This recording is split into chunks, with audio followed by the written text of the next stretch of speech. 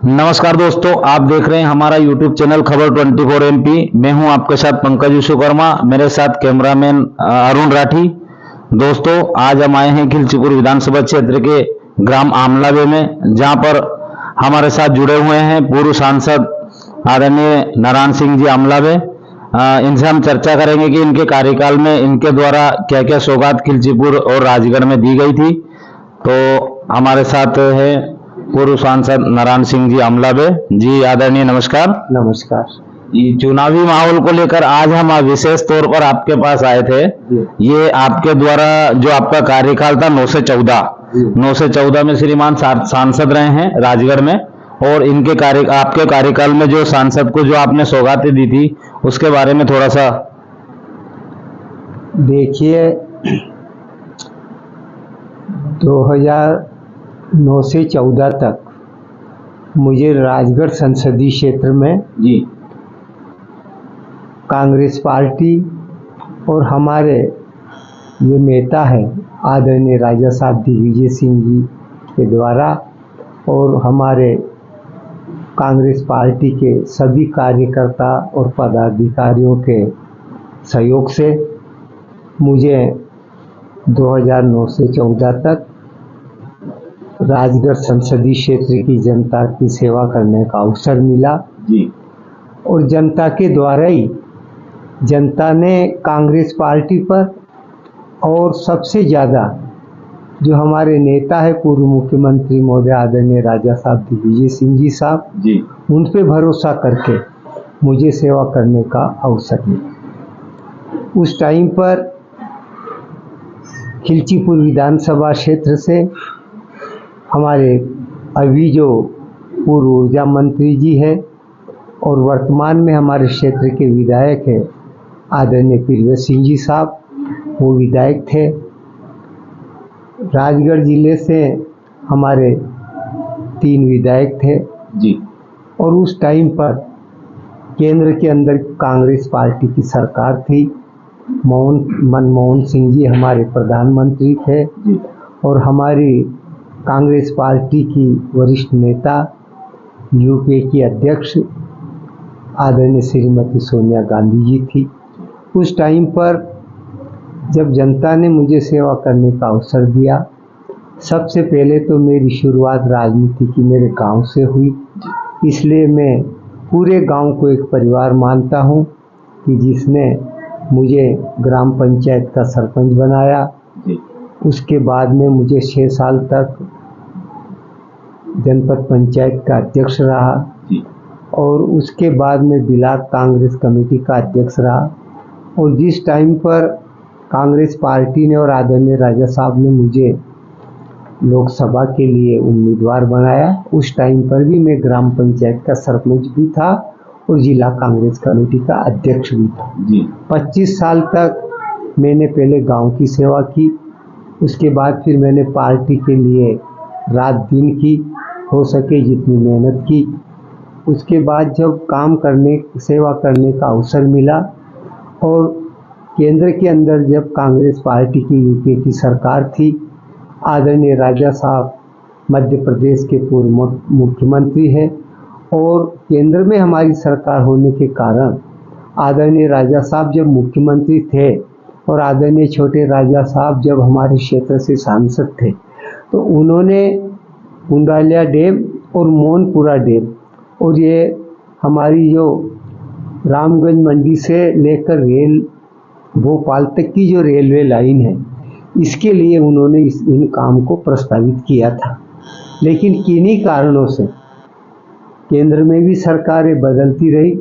आदरणीय राजा साहब भी जब मुख्यमंत्री नहीं रहे, उसी टाइम से ये योजना बनी हुई है। जब केंद्र में सरकार थी और आदरणीय राजा साहब की रेल मंत्री जी हो या चाहे सिंचाई विभाग के मंत्री हो, चाहे मध्य प्रदेश के अधिकारी कर्मचारी हो, वो सब उनकी बात को मानकर हमने इन दोनों बांधों के लिए सर्वे करवाया और फिर से आदरणीय राजा साहब और के पास हम लेकर गए।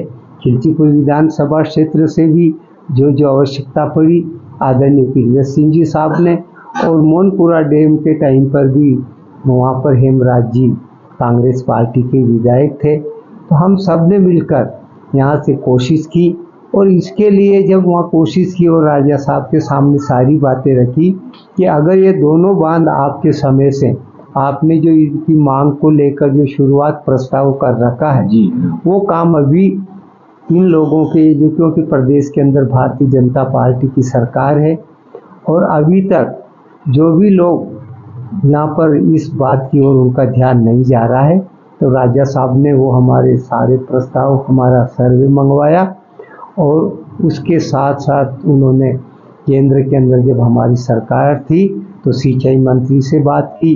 वहाँ से आपको याद होगा कि इतना बड़े डैम का अगर एक एक एनओसी लो तो कई महीने दिन लग जाते हैं, लेकिन आदरणीय राजा साहब ने तत्काल फ़ोन किए मंत्री को। मंत्री जी ने अधिकारी कर्मचारियों को आदेश दिया कि जितना जल्दी हो सके इसकी एनओसी लो। एक बार तो आदरणीय पीवीआर सिंह जी साहब और हम दोनों भी गए और आदरणीय राजा साहब से बोला। राजा साहब ने एनओसी के लिए तत्काल जितना जल्दी हो सके करवाई। उसी टाइम पर ये जो मुख्य मांग थी राजगढ़ जिले की पानी की, आपको याद है कि राजगढ़ जिले में ज़मीन तो बहुत है और राजगढ़ के आसपास भी पथरीली ज़मीन थी। हमारे क्षेत्र में भी पानी की कमी थी क्योंकि यहाँ पर कोई भी ऐसा बड़ा बांध नहीं था। तो हमारी सरकार जब केंद्र में थी उस टाइम पे इन दोनों काम की मंजूरी हुई और आपको याद होगा कि 2009 से 14 तक आखिरी साल जो 14 का था उसके अंदर जब इन लोगों ने यहाँ पर शिवराज सिंह जी मोनपुरा डैम का तो भूमि पूजन कर दिया और जैसे ही चुनाव पास सामने आ गया तो इनने कुंडालिया डैम का भूमि पूजन रोक दिया था। लेकिन दोनों काम की मंजूरी केंद्र में जब कांग्रेस पार्टी की सरकार थी, ये सारी देन कांग्रेस पार्टी की है, आदरणीय राजा साहब पूर्व मुख्यमंत्री महोदय दिग्विजय सिंह जी की है, क्योंकि उनके द्वारा जिस मंत्री को भी फ़ोन किया, जिस अधिकारी को भी किया, जितना जल्दी हो सके। उसी प्रकार हमारी जो रेलवे की फाइल थी उसको भी रेल विभाग ने इसको घाटे की रेल बताकर और उस फाइल को बिल्कुल बंद कर दिया। लेकिन जब वहाँ पर सरकार थी और उस टाइम पर आपको याद होगा कि अभी वर्तमान में जो हमारे राष्ट्रीय अध्यक्ष है आदरणीय खड़गे जी, ये उस टाइम पर रेल मंत्री थे। आदरणीय राजा साहब ने रेल मंत्री जी से मिले, उस फाइल को वापस खुलवाया। अधिकारी कर्मचारी वहाँ बोलते रहे कि ये लाइन तो घाटे की है, लेकिन राजा साहब से मैंने भी निवेदन किया, आदरणीय राजा साहब से निवेदन किया कि साहब अपनी सरकार है, चुनाव अभी 2014 में होने वाला है, खड़गे जी अपने घर के हैं, अपनी सरकार के मंत्री है, अगर ये इस रेल लाइन को वापस चालू करवाए देंगे, अधिकारी कर्मचारियों को जरूर लग रहा है कि ये घाटे की है, लेकिन जब ये लाइन ब्यावरा और भोपाल पहुंचेगी उस टाइम पर इन अधिकारी कर्मचारियों को मालूम पड़ेगा कि ये रेलवे लाइन घाटे की नहीं है, ये बहुत फायदे की।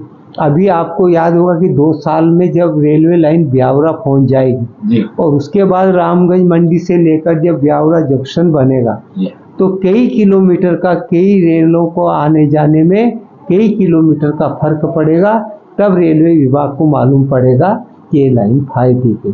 तो आपको याद होगा कि 2014 के चुनाव की जैसे ही 6 तारीख को आचार संहिता लगने वाली थी और 3 तारीख को आदरणीय बड़े राजा साहब हमारे खड़गे जी जो रेल मंत्री जी थे, इनको लेकर खिलचीपुर में आए और खिलचीपुर में उदय प्लेस होटल में इसका भूमि पूजन हुआ और वहीं से इसकी शुरुआत हुई।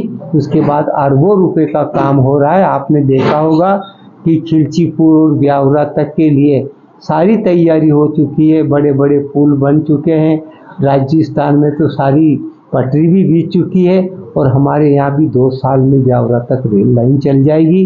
और अब जरूर, क्योंकि केंद्र और राज्य में दोनों जगह भारतीय जनता पार्टी की सरकार है, तो आपको याद होगा कि प्रधानमंत्री जी भी मोनपुरा डैम पर 2-3 बार आ गए, कुंडालिया डैम पर भी भारतीय जनता पार्टी के हमारे राज्य के मंत्री हो चाहे केंद्र के मंत्री हो, इनके सारे कार्यक्रम वहाँ होते हैं और ये एक ही बात बोलते हैं कि ये सारे काम भारतीय जनता पार्टी ने करवाए।